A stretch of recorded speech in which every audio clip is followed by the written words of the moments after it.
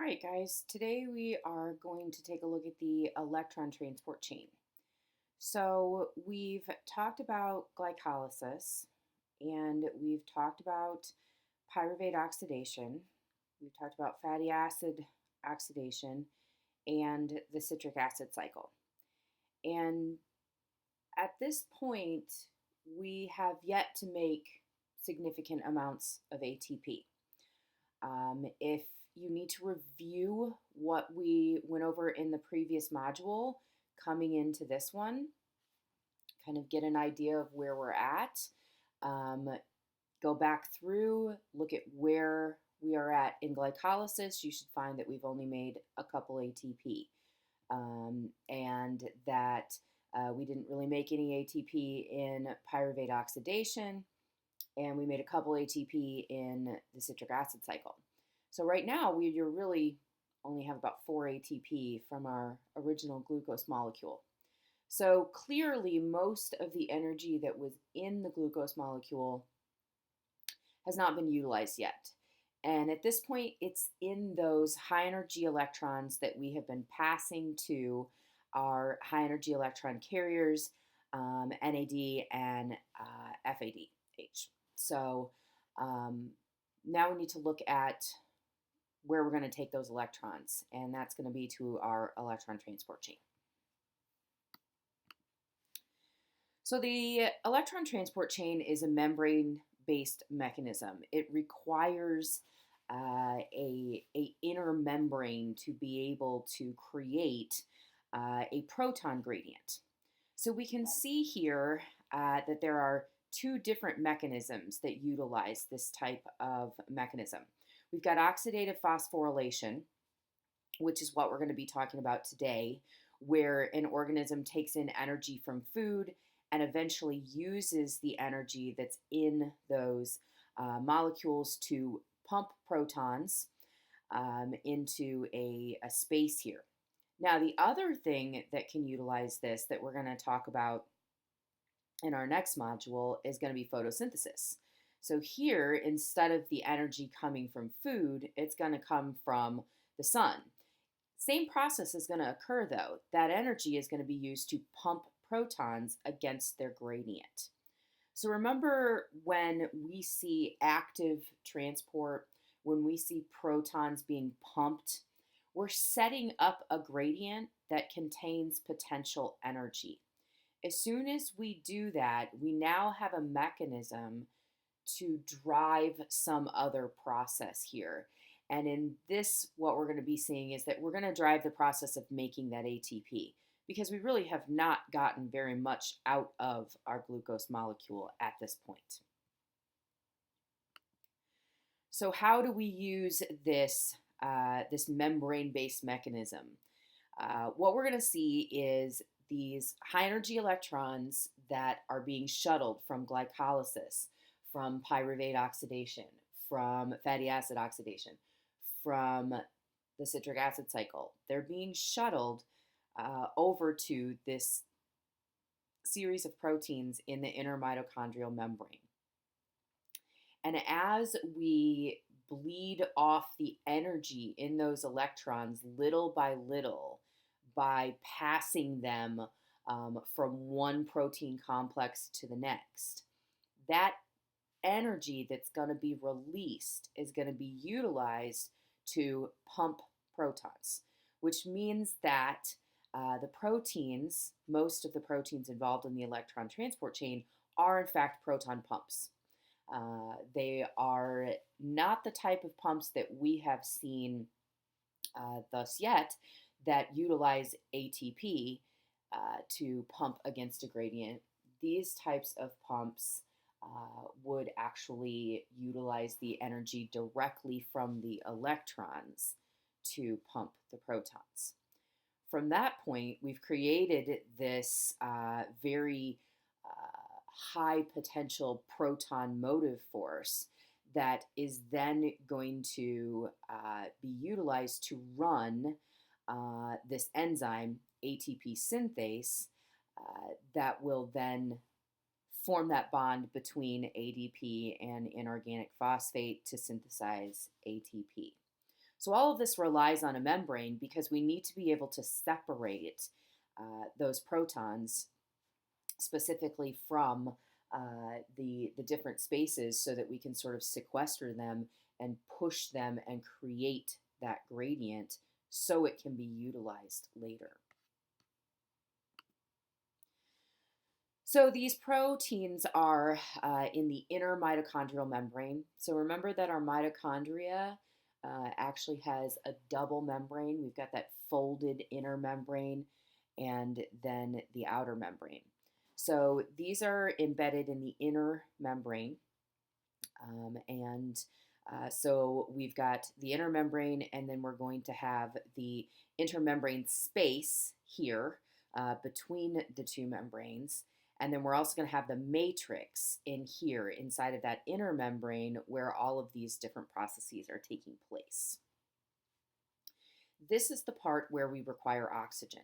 So you can see right here that oxygen is a reactant in this. So remember that we've been basically saying that glycolysis did not require oxygen. And from that point on, we said we basically require oxygen to go past glycolysis. We didn't really need it as a reactant, though. We didn't need it in pyruvate oxidation. We didn't need it in the citric acid cycle. The only time that oxygen actually becomes a reactant is when we get to the electron transport chain. But because it is required to get to the electron transport chain, the other steps would not happen in the absence of oxygen either. Up to this point, we have been making ATP by substrate level phosphorylation. Now we're going to switch into that other mode, which is going to be oxidative phosphorylation. And that's where we're going to get much more bang for our glucose buck. So back to this idea of our redox reactions. What we have been doing through the previous steps of glycolysis and the Krebs cycle is we have been reducing our high energy electron carriers. So we have been passing electrons to them, and they are in their reduced form. Remember, though, that this is a cycle, and we're going to reduce them, and then we need to oxidize them so that they can go back and be reduced again. Otherwise, everything's going to grind to a halt. So we need the ability for them to drop off those electrons and become oxidized again. So we've been reducing them. The electron transport chain is where they're going to come and drop off those electrons and become oxidized again.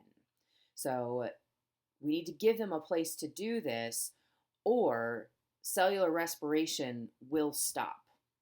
If we cannot regenerate our oxidized electron carriers, cellular respiration will grind to a halt. At that point, the cell will die. The organism will die if we cannot get this machinery up and running, and that relies on having a pool of oxidized electron carriers. They're ready to pick up those electrons. So here we can see the oxidation of NADH. So remember, what is actually being carried by the NADH is a hydride ion. So we've got the basically a proton with 2 electrons, and then we usually have another proton hanging around in solution. So remember, we basically kind of said that usually we see this as NADH plus H plus. Why? Because a hydrogen would be attracted to that negative charge right there. Okay, but when we oxidize this, we're going to remove all of this. So we're going to see that hydrogen hydride ion actually come off, and the proton's going to go in one direction. It's going to be pumped, and the electrons are going to go in a different direction and are going to begin to be passed through the electron transport chain. So that's going to leave us back at our oxidized form, which is NAD+. And so now this can shuttle back to the cytosol and pick up electrons from glycolysis. It can go back into the matrix and simply pick up something from the citric acid cycle. But we have done our job in regenerating the electron carrier so that this process can continue. So when we look at the different pieces of the electron transport chain, we see that each one of them has a more positive, what's called redox potential. Essentially, what this is a measure of the affinity for electrons. So you can see here that NADH, so our drop-off molecule, has a redox potential of negative 320 millivolts. So this means that it has a very low affinity for those electrons, which is good. That is exactly what we want. If NADH had a tendency to hold on to its electrons, it really would not want to release that, which means we wouldn't oxidize. We would run out of electron carriers. The cell would die. So it makes sense that the start of our chain has the least affinity for those electrons. What happens as we go through the chain is we are passing the electrons to a protein that has a higher redox potential. So going from NADH to our first complex, which is NADH dehydrogenase.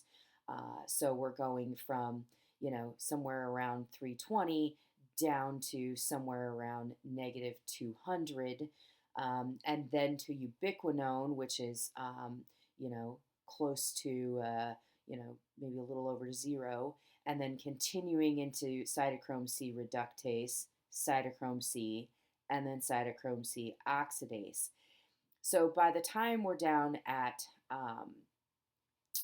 our oxidized cytochrome C, we're at positive 230, so we're here, and we're going to then pass to our final electron acceptor, which is oxygen.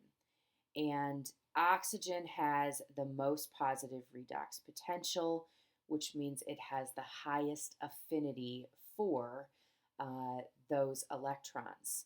So it's almost as if oxygen is like a giant magnet sitting at the bottom of this chain, drawing the electrons through it. Now, because we are going towards something that has a higher affinity here, if you look over here, you can see that each one of these reactions has a negative delta G. So this means that everything is pointing toward, this being a positive interaction, a spontaneous interaction that will occur. We are going downhill. Now, the energy that's being released in these small reactions here is going to be used to then pump those protons. So there's those protons that are going to be pumped.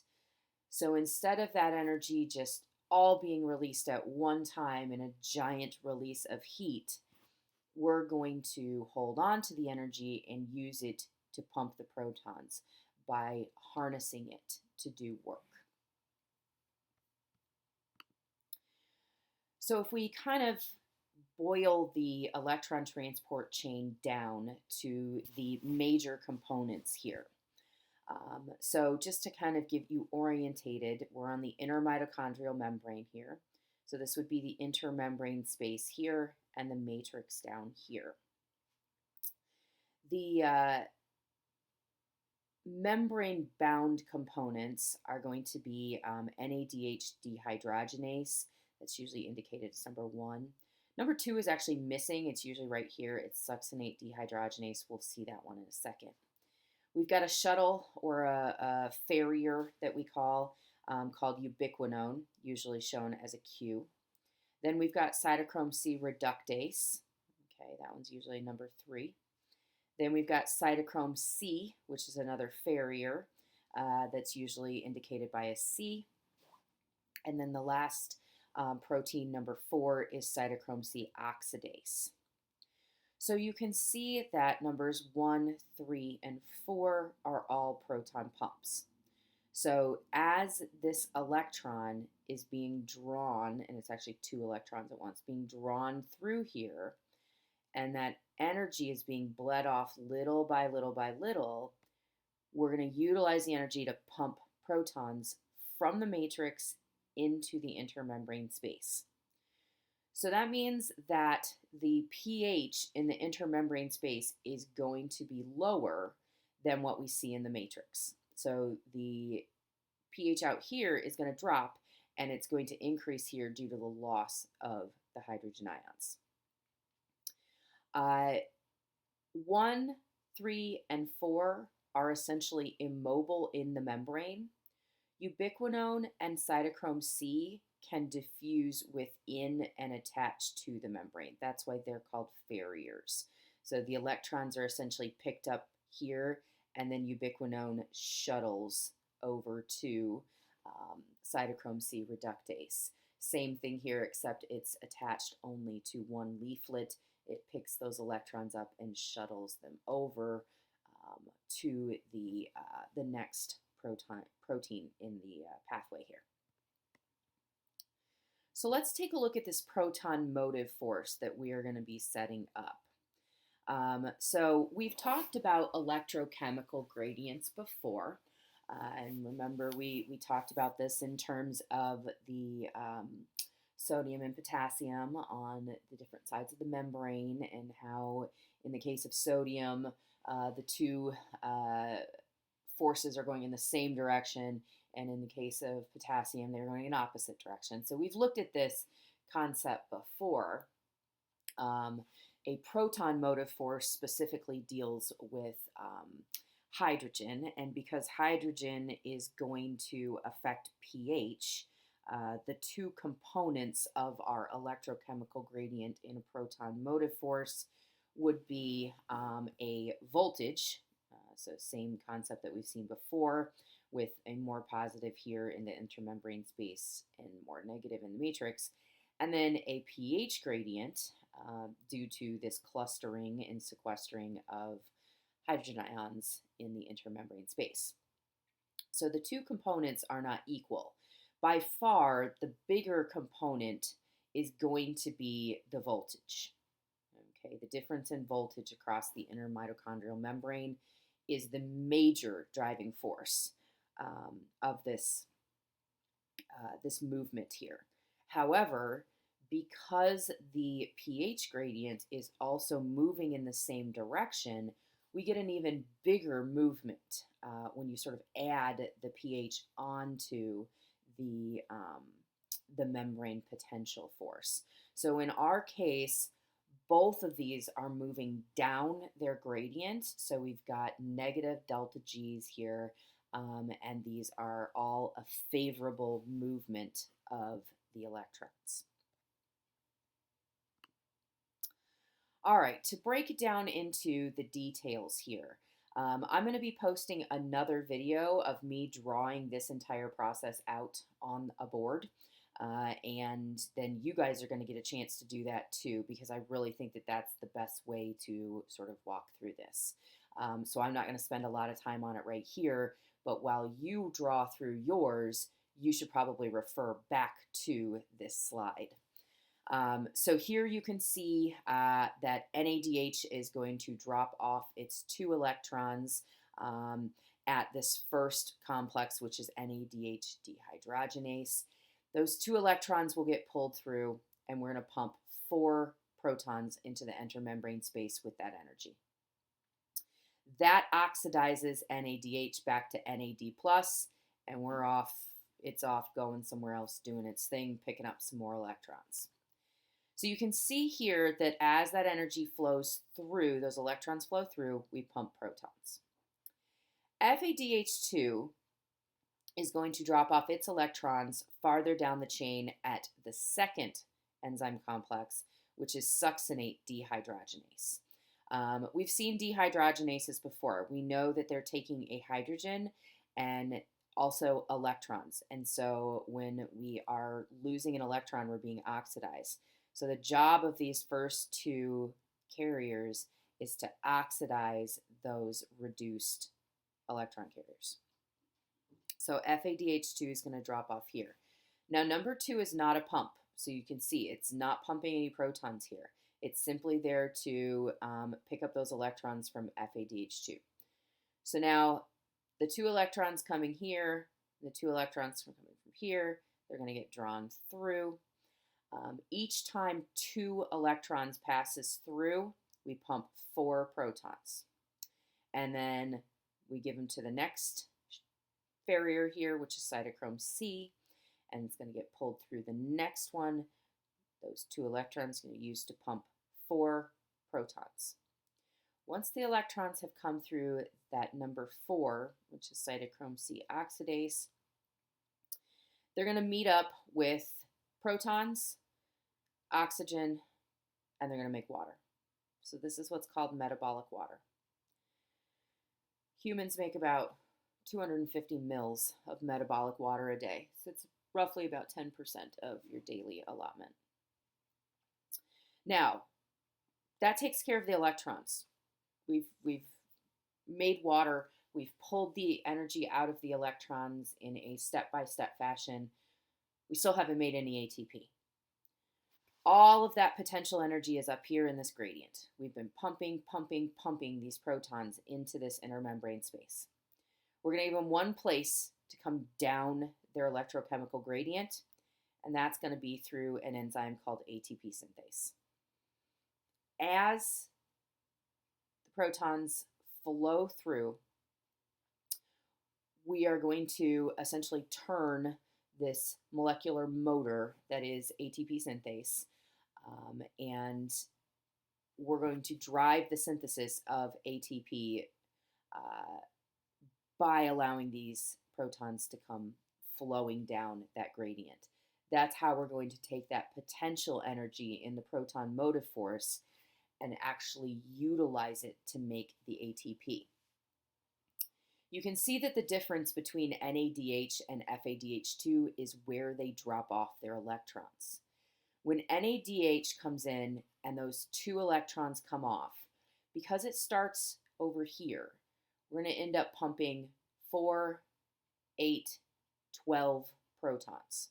So 12 protons end up in the intermembrane space every time we drop off NADH.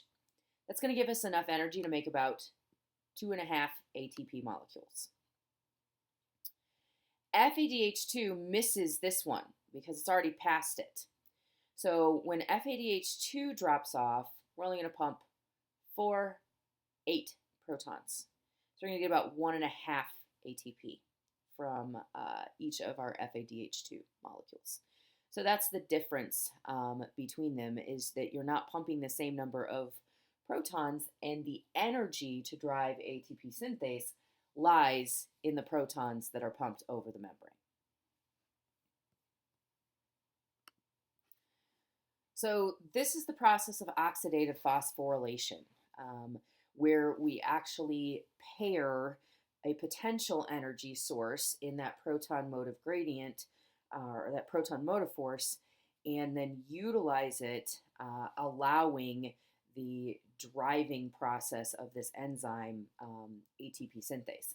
I'm going to post a video of ATP synthase so you can actually see how the flow of these hydrogen ions in here actually turns this kind of like a molecular motor, which then drives the synthesis of ATP.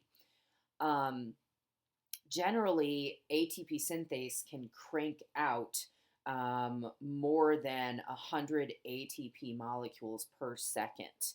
And that seems like a lot, but remember that we utilize ATP very, very quickly. So you're sort of, constantly in a need to make ATP. So it makes sense that this enzyme is cranking these out at a relatively um, decent pace here. So here to kind of summarize everything, what this process consists of is taking that energy that was in those electrons that we've been passing constantly and utilizing oxygen um, to make water and release the energy that was in those electrons. So coming into the electron transport chain, everything, all the energy basically was still in those electrons. So we're going to utilize and draw that energy off. Um, and in the process, we're going to make water and regenerate our electron carriers. And we're going to couple that energy loss with oxidative phosphorylation in that pumping of protons. As that energy was lost, we utilized it to set up a gradient that can then be utilized to synthesize ATP. So we're coupling two different events together, allowing us to get our ATP.